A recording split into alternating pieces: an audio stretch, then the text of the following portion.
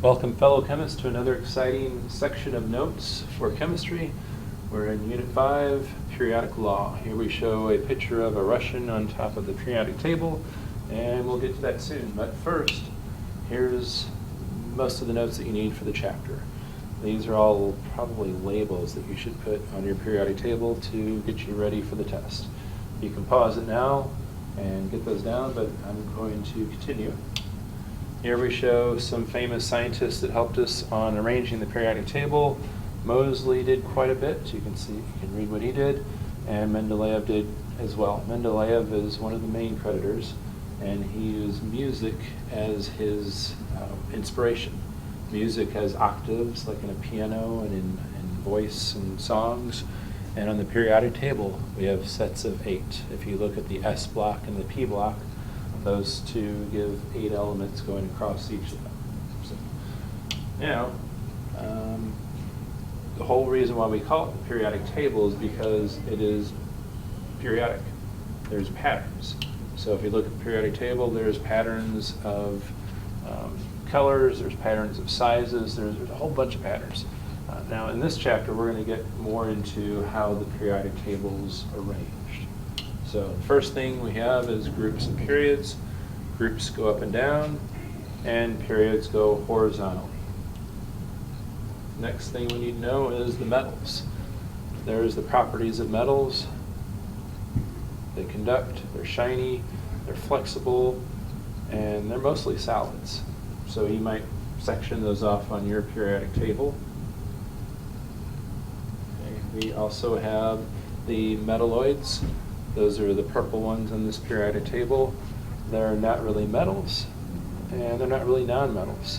And you might think that they're rare based on the number that you see on the periodic table of them, but they're quite common. And on the far right, we have the nonmetals. Don't forget hydrogen, one on the top left. Those are their properties. They're generally brittle, and they don't conduct electricity very well. So if you think about the experience is that you have with things in life and things that conduct electricity and things that don't, you can tell if they're made of metals or nonmetals. Now, here's some more groups on the periodic table. So you need to know alkali metals, alkaline earth metals, transition, intertransition, chalcogen, halogen, and noble gases. Those are our main groupings right there for the periodic table. So there's a lot of labeling that we need to do for the periodic table in this chapter. Now I wanted to show you a few pictures of the alkali metals, the very first column. We have a picture of, there's some lithium. It's a very shiny metal, very flexible metal. The ideal metal is actually really, really flexible, not brittle, strong, but not very weak. It can be bent many times. And it's stored in oil, so it doesn't react with water or moisture in the air. So it's very highly reactive. And here we have some sodium. Same story, also quite reactive. And we have some others from that first column on the periodic table. So lithium, sodium, potassium, rubidium. There's rubidium. Very small vial of it, drop it in water, and it will explode. It's very, very highly reactive. Now we have a picture of some of the elements in the second column. So if we go back to that picture, the second column was the alkaline earth metals. And there we have a picture of a sphere of beryllium. And here we have magnesium. The elements in this column are not quite as reactive as the very first column, but they're still quite reactive. You know that magnesium is very flammable, it's very light, it's pretty strong. And then there we have calcium. It's surprising to see calcium as a shiny metal. Most people think of bones and other materials. Well, if you take just the calcium out, that's what it looks like, a very shiny metal. And then below that we have strontium and barium. So these are all metals from the second column on the periodic table. Reactive, but not nearly as reactive as the first group on the periodic table.